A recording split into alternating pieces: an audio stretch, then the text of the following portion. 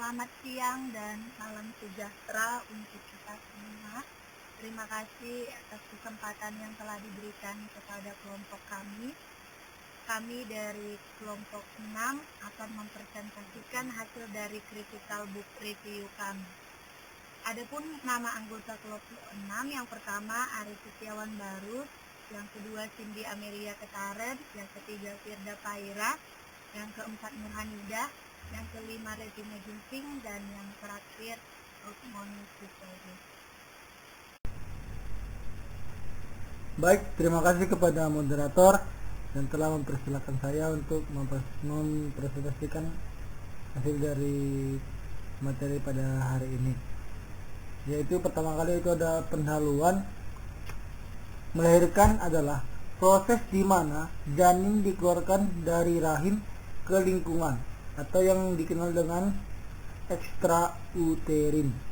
Pada akhir kehamilan, rahim mengalami proses pematangan sebagai respon terhadap sinyal mekanik yang dihasilkan dari peregangan rahim dan sinyal endokrin atau parakrin dari ibu dan janin. Baiklah, ini ada mekanisme bagaimana proses-proses kelahiran daripada bayi tersebut. Yang pertama itu terjadi kontraksi uterus, bermula serviks membuka, rongga vagina, maka rongga vagina terbuka. Setelah vagina terbuka 10 cm dan 1-2 kontraksi semakin kuat, serviks membuka, bayi menikut arus. Selanjutnya, kepala bayi memusing anterior shoulder. Setelah itu, tali pusat dipotong, plasenta luruh dari dinding uterus. Setelah itu, uterus kontraksi. Terlihat pada gambar di slide tersebut. Selanjutnya itu ada kontraksi myometrium.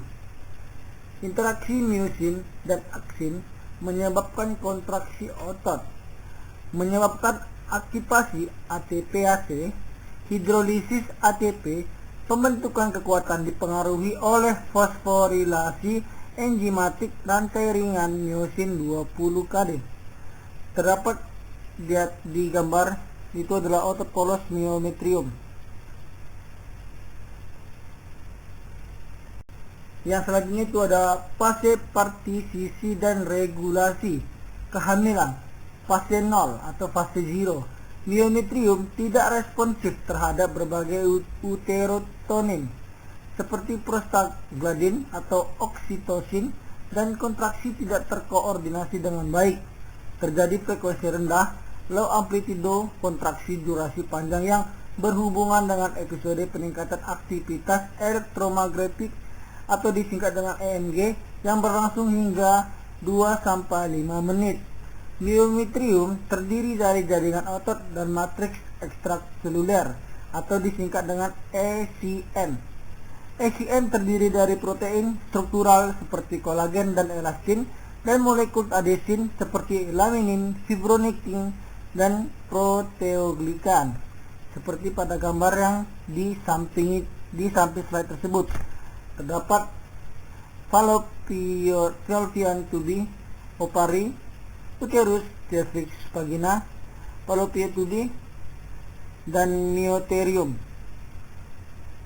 Setelah itu endotrium. Selanjutnya itu ada aktivasi fase 1 pemisah. Reaksi fosforilasi dikatalis oleh enzim kinase, diaktifkan oleh CA2+. CA2+ mengikat kalmodulin, meningkatkan konsentrasi kalsium. Sitosol intraseluler dapat memacu kontraksi, menimbulkan relaksasi, seperti terdapat di gambar di samping penjelasan tersebut. Baik, terima kasih kepada moderator. Saya kembalikan kepada moderator. Serviks adalah bagian bawah rahim yang terhubung ke vagina. Myometrium. Myometrium adalah lapisan tengah. Peranan janin. Janin terlibat dalam menentukan waktu peran stimuli mekanis, peran tegangan dan kekuatan sengketa, peran jalur endokrin atau parakrin, sumbu hipotalamus dan hipofisis. Aktivasi aksis hipotalamus pituitary adrenal atau HPA terjadi pada akhir kehamilan. Peningkatan produksi kortisol menghasilkan penurunan sintesis progesteron dan peningkatan sintesis estrogen oleh plasenta. Yang kedua, kortisol janin bertanggung jawab untuk pematangan banyak sistem organ, termasuk paru-paru dan ginjal.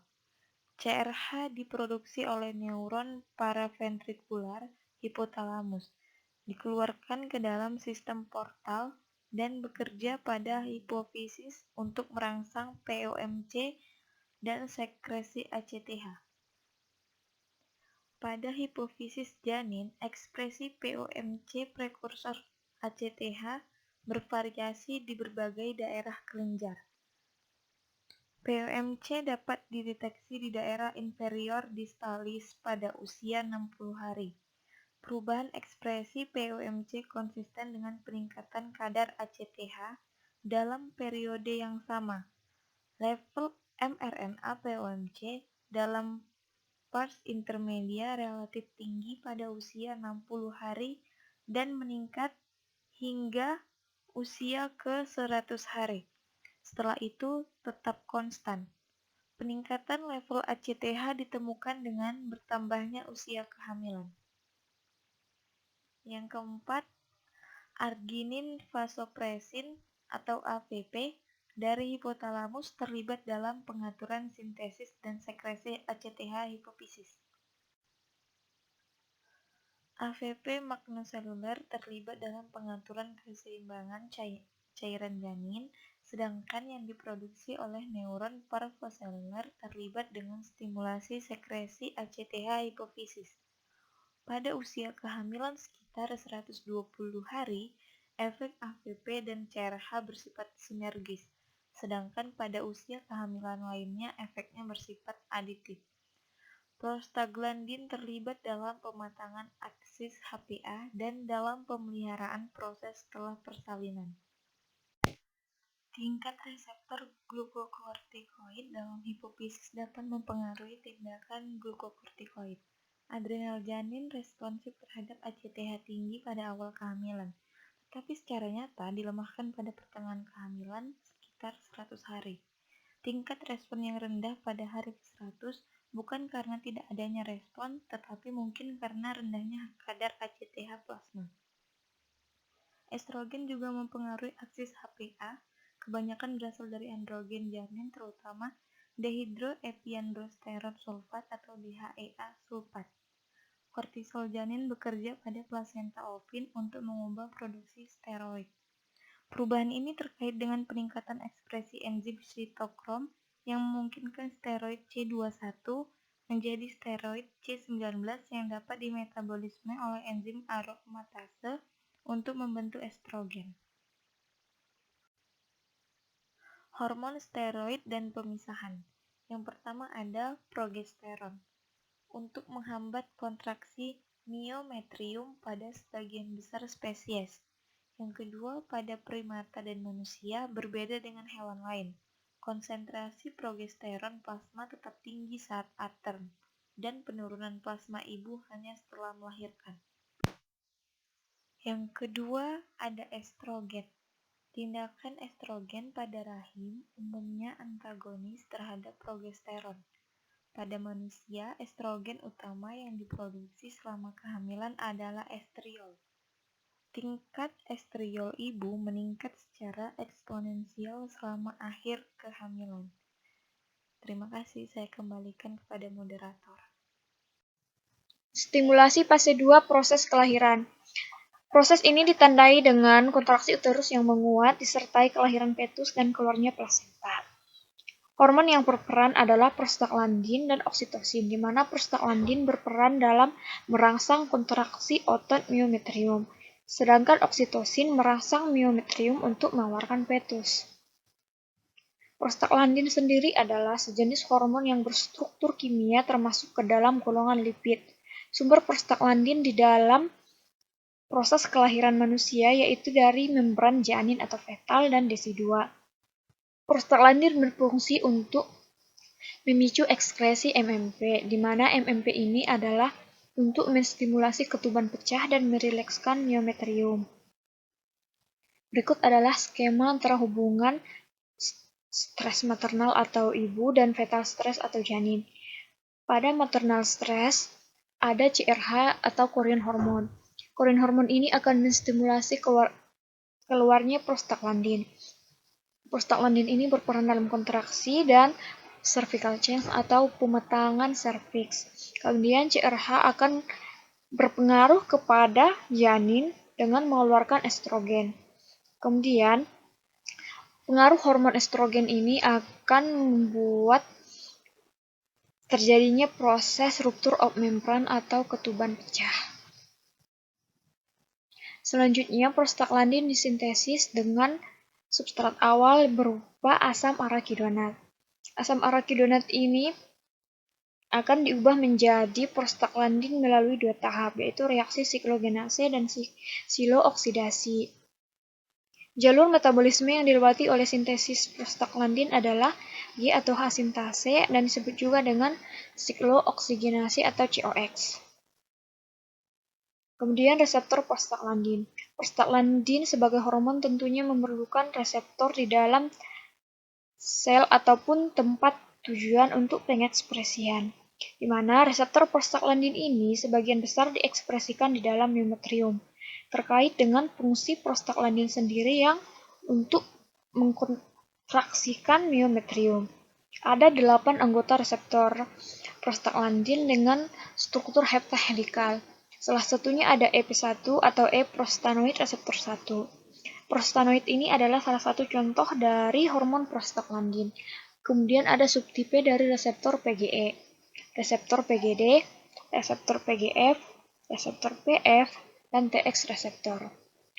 Contoh dari pengekspresian reseptor di dalam miometrium bisa terlihat pada reseptor EP2, EP4, dan IP dan reseptor DP1 yang mengaktifkan adenyl siklase melalui GS.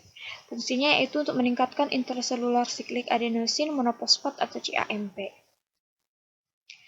Lanjutannya ada EP1 dan EP yang mengaktifkan metabolisme fosfatid inositol melalui GQ. Kemudian pasangan TP terutama dengan dua jenis protein G dan GQ dan keluarga G13 yang menghasilkan aktivasi fosfolipasi C.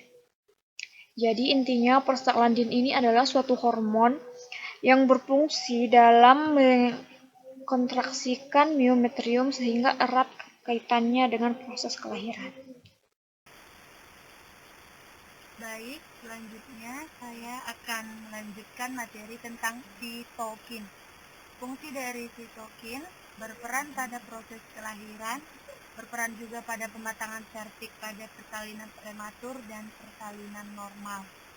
Sumber sitokin disintesis dalam jaringan intrauterin itu sendiri. Pada hewan, sitokin telah terbukti menginduksi kelahiran prematur. Sitokin dan eukosanoid berinteraksi dengan cara umpan maju dalam merangsang produksi dan mendorong proses dari nifas.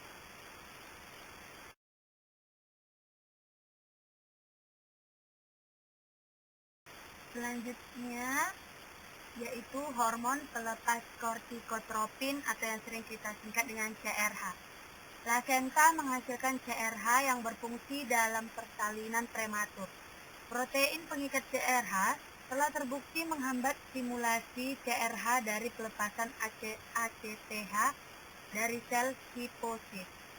Kortisol pada janin meningkatkan ekspresi CRH oleh plasenta dan terjadi peningkatan produksi ACTH plasenta.